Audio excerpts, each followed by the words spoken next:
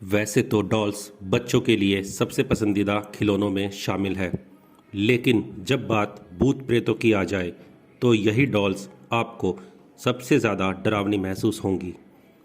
अब सोचिए कि क्या हो अगर आप एक वीरान डरावने डॉल्स द्वीप पर पहुंच जाएं, जहां चारों तरफ सिर्फ और सिर्फ डरावनी डॉल्स हों। आज की इस वीडियो में हम आपको एक ऐसे ही द्वीप के बारे में बताने जा रहे हैं। तो चलिए दोस्तों, वीडियो को शुरू करते हैं बिना किसी देरी के।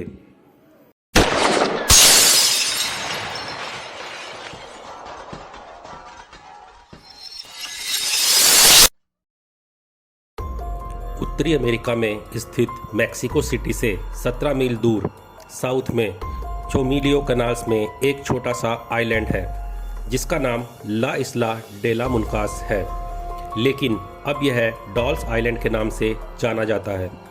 वास्तव में यह आइलैंड एक फ्लोटिंग गार्डन है जिसे मैक्सिको में चिनम्पा कहते हैं। इस आइलैंड की खासियत है इस आइलैंड पर सैकड़ों की संख्या में डरावनी और टूटी फूटी कई डॉल्स का लटका होना। दरअसल यह आइलैंड 1990 में लोगों की नज़र में आया जब मैक्सिको सरकार ने इस आइलैंड की सफाई का काम शुरू किया और कुछ कर्मचारी सफाई करते हुए इस आइलैंड पर पहुंचे। अब सवाल यह था कि इतनी सारी डॉल्स इस आइलैंड पर पहुंची कैसे, उन्हें यहाँ पर किसने लटकाया और ऐसा करने के पीछे क्या कारण था। इसकी कहानी भी बड़ी रोमांचक है। इस डॉल्स आइलैंड की कहानी शुरू होती है एक शख्स से जिसका नाम था जूलियन सेंटाना बैरेरा। बैरेरा इस द्वीप पर रहने वाले इकलौते शख्स थे जो अपना घर परिवार छोड़कर एकाकी जीवन जीने के लिए इस द्वीप पर आए थे।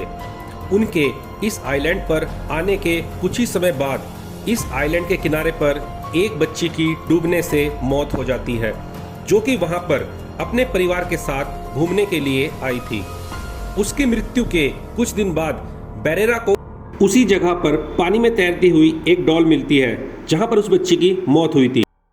बैरेरा उस डॉल को निकालते हैं, लेकिन न जाने क्यों उन्हें महसूस होता है कि जैसे उस डूब कर मरने वाली बच्ची की आत्मा का इस डॉल से कुछ संबंध है और यदि वो इस डॉल को फेंक देंगे तो वो आत्मा उन्हें परेशान करेगी। इसलिए वो उस डॉल को फेंकने की जगह सुरक्षित एक पेड़ पर लटका देते हैं। इस घटना के बाद जब भी उन्हें उस आइलैंड के आसपास कोई डॉल पड़ी मिलती तो वह उसे उठाकर वहीं किसी पेड़ पर लटका दिया करते थे। धीरे धीरे इन डॉल्स की संख्या सैकड़ों में पहुंच गई। 1990 में मैक्सिको सरकार के कैनाल सफाई के आदेश के वक्त यह आइलैंड लोगों की नज़र में आया। मीडिया में इसकी बातें और इसका प्रचार हुआ, तब लोगों का यहाँ आना जाना शुरू हुआ। सेंटाना बैरेरा की रहस्यमय तरीके से मृत्यु सन 2001 में हुई, क्योंकि सेंटाना बैरेरा भी उसी जगह पानी में डूबे मृत पाए गए जहां वह बच्ची डूब के मरी थी, और वहीं उनकी लाश के पास वो डॉल मिली जिसे उन्होंने बच्ची की मौत के बाद वहां से उठाकर एक पेड़ पर टांग दिया था। इसीलिए बहुत से लोग ऐसा कहने लगे कि बच्चे की आत्मा ही सेंटाना बैरेरा की मृत्यु का कारण है और उस डॉल में ही उस बच्ची की आत्मा है।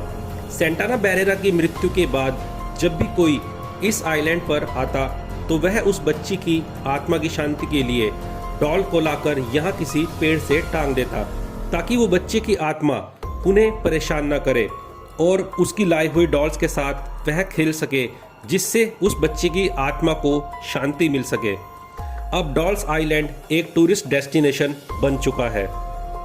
लोग यहाँ पर घूमने आते हैं, लेकिन रात होने से पहले ही वो यहाँ से वापस लौट जाते हैं, क्योंकि रात को यह आइलैंड एकदम वीरान हो जाता है।